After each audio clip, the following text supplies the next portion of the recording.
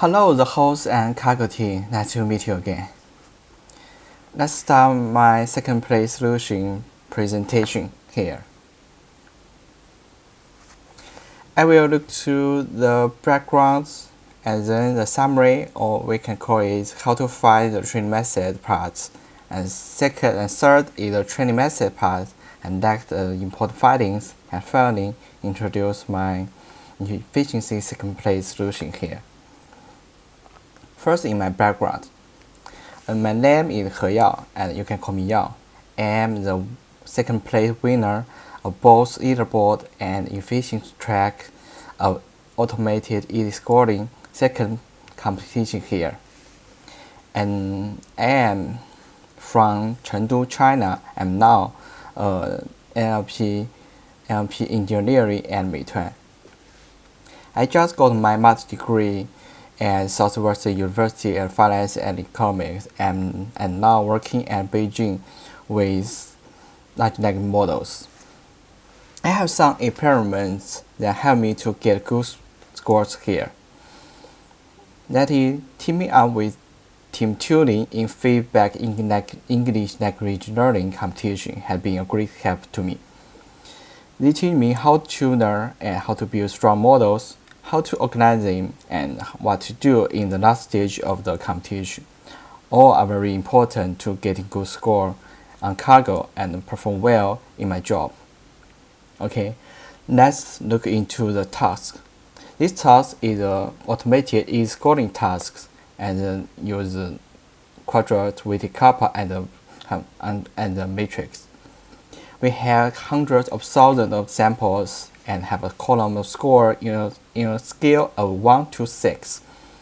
And we can use classification and regression to solve this problem. After some experiments and with some prior knowledge, I finally choose regression plus threshold search as my standard problem-solve approach. In the early stage of the competition, like most of the teams, we have encountered the problem of inconsistency between CV and LB. Fortunately, the discussion in the early Kaggle discussion helped us overcome this problem in a certain extent. We found that the data consists of two parts. One is Kaggle press rate, which is highly similar to the public press rate second corpus, and another is Kaggle only, which is most similar to the hidden test set. We find this through the text embedding method and adversarial validation problem. We create model to classify dataset source and get AOC around 0.5 when checking Kaggle only sets and hidden test sets, which indicates they are most similar. So we should validate on Kaggle only sets only. While the distribution of text of hidden sets is most similar to the Kaggle only parts, we found that the distribution of score of test sets is more similar to the whole train set. We find this because when we search thresholds on Kaggle only sets, the leaderboard dropped a lot, and as we can see, the distribution of score of the two-part train sets is different. So we should let the model learn more about the text distribution of the Kaggle only set better, and while searching thresholds, we need to use the full train sets and not only the Kaggle only sets. Consider this, we need to create cross-validation flows on the whole train set and validate on CV score of Kaggle only sets. Also, we should also focus on the leaderboard score improvements. I have done some experiments to predict if the leaderboard score improved or not. This picture shows that some summits, and you can see here, that predict correctly. And that boosts my confidence of trust the Kaggle only part. There are also many submissions I can't predict correctly, But when I have one summit with two-stage fine-tuning, and it's the first time the large models outperform the base and small models, and I confirm it that I'm on the right way. And to match the requirements, we need some training strategy to deal with it. That is two-stage fine-tuning. In stage 1, we fine-tune the model on the Kaggle persuade sets only and let the model learn some about the AES tasks. In the stage 2, we initialize the models with checkpoints saved in the first stage and fine-tune the Kaggle only set. As the amount of Kaggle persuade set is 3 times that of Kaggle only set, joint training will lead the model learn Kaggle persuade parts better and skew the distribution of Kaggle only parts, which will lead to the worst performance on the Kaggle only sets or on the hidden test sets. After the stage 2, we get auto-fold prediction of the models and search threshold on the whole OOF using near-mirror methods.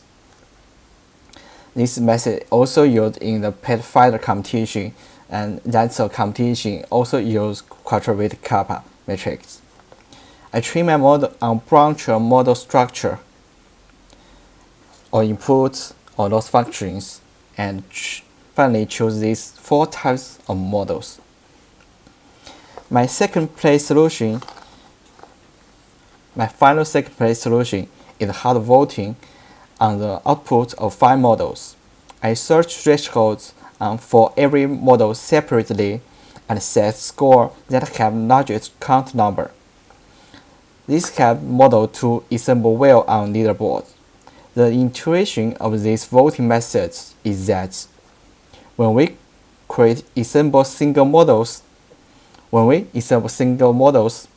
even if the CV improved, the Leaderboard score seems have no correlation with the CV. We assume it because the test distribution of train and tests is different, and we search both thresholds for assembled models and single model scores prediction. Some predictions that nearby the threshold may influence more by weighted assemble and cause the CV and Leaderboard difference. After the competition, we also found that the best ensemble are these with simple mean blends, not weighted blends. Yet I have around 13 submissions that with simple mean blends that have score that can obtain the first place. Okay, my 5 models are trained using different methods, and then we select it and improve the CV. We perform to be more cautious in the competition, so we chose one for best LB and one for good CV. And finally, the best LB score performed good here, and it had around 0.831 in private Leaderboard and 0.84 in private Leaderboard, and both second place on the Leaderboard. These are the 5 models I trained for my final voting sub. The first model is trained with CLPE, named Contextual Position Encoding, and this position encoding to the Libertad attention layer and train the model. But it didn't perform very good on the private Leaderboard compared to other models, so I skipped to introduce it here. I chose it to my final ensemble model just because it improved my CV. My second and third model are trained using simple ordinal regression. The difference is if we clean the input text or not. The fourth model is my single base model. It utilizes the paired methods and also input data source, which help the model distinguish the data source well and help the test distribution of Kaggle only part better. I will expand these methods later. The last model uses different pooling methods. Instead instead of attention pooling on the whole sequence, we do sentence pooling and then paragraph pooling, and it helps add model diversity when assembled. And this is my best single model. It can score around 0.8419 on private leaderboard and up to first place. And we add data source and math token to the input, and then model fine-tune more likely to the pre-training stage. We input this prompt to the model, and can connect with like model heads and to predict the logits of the math token, so we can have a base size plus 1 plus embedding size logits. And then we choose a sort of positive words and a sort of negative words, and take the mean of the position of these positive tokens and to obtain the positive scores, and take the mean of the negative placing of these negative words to obtain negative scores, and contact these two scores and apply submix on it. And finally choose the first placing to obtain the positive score, so we can have a base size plus 1 positive score, and also have a scale of 0 to 1. And we train it use binary code entry, and the target is from the score label, and we transform the score from 1 to 6 to 0 to 1, and after the prediction we transform it to the scale of 1 to 6. We also have some interesting findings. That is, the two-stage training is the key, and many top teams have used the two-stage training and keep stable for leaderboard and private leaderboard when they use this two-stage training strategy. And we also try some other strategy, like train Kaggle persuade first and then train Kaggle only part in one epoch, but this didn't have the training. I think it may because in the second epoch, when training with Kaggle persuade part, is the distribution also geared to this persuade distribution. I also try some model with separate heads or downsampling the calculated part, but all we were not good compared to this simple two-stage training. The third is that we found that a single model can work very well in the competition. And just use a Delta V3 small, we can obtain 8.8836 in a final private leaderboard, and this can enough to obtain a gold medal in the leaderboard. Yes, this is very interesting. And finally, just like we talked earlier, the simple mean blend works best here. It beats the voting methods and also beats the weighted ensemble, but blend ensemble here. The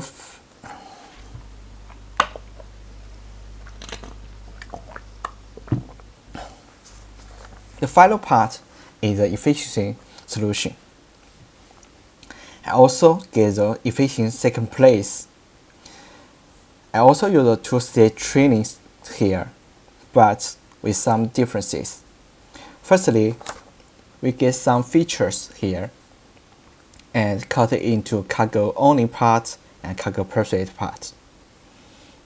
We train the catapult model on Kaggle persuade part in the first stage with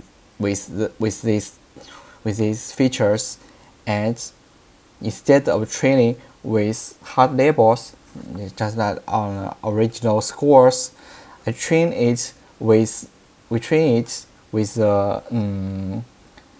stage 1 score prediction from the Delta V3 light model output. Then in stage 2, we utilize the catapult model from the stage 1 and train it with Kaggle only parts and the stage 2's output.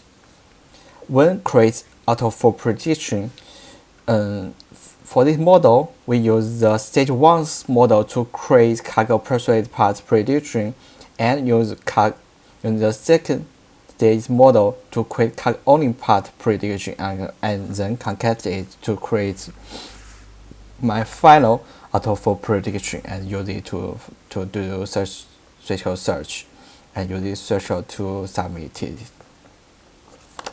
After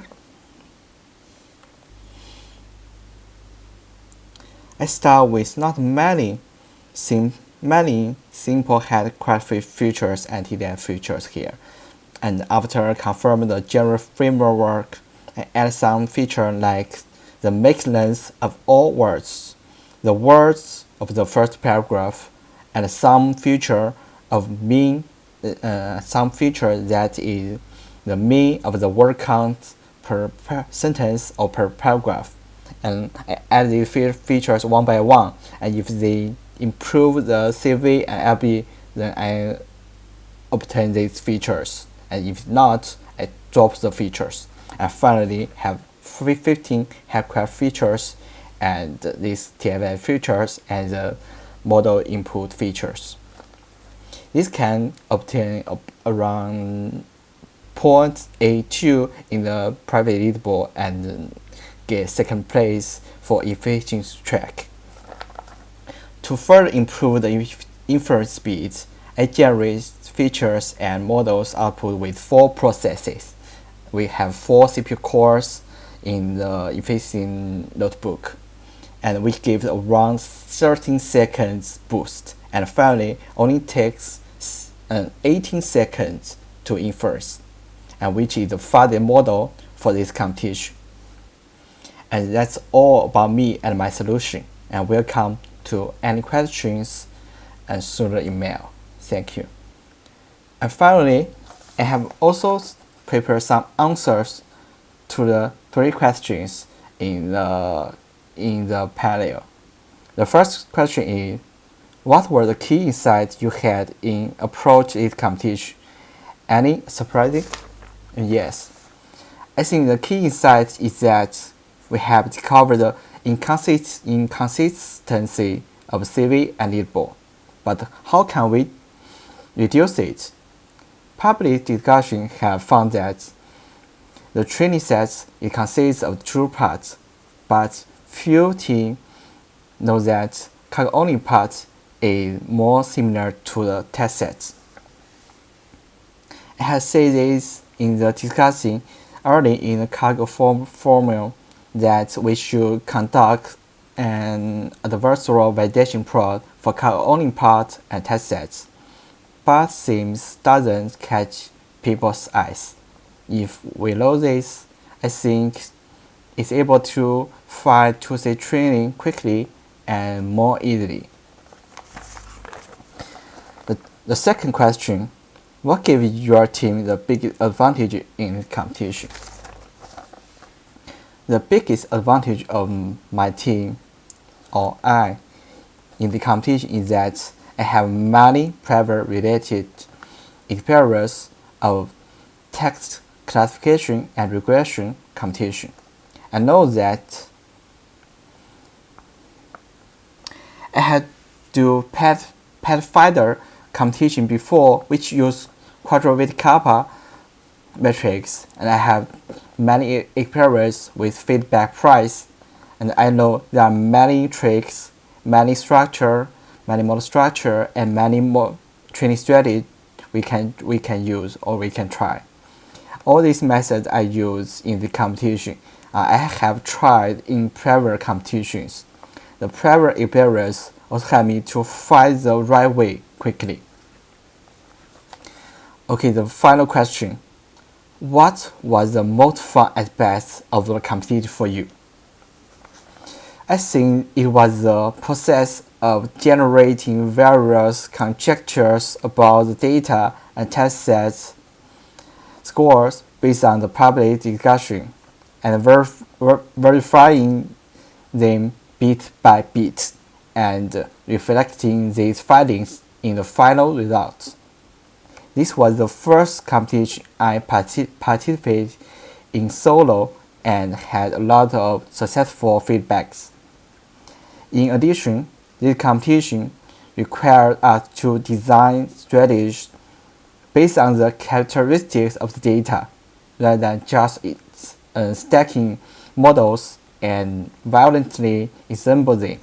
I really like this kind of competition, and it's the most interesting and fun part of this competition. And thank you. That's all about my presentation. Looking forward to your questions through email. Bye bye.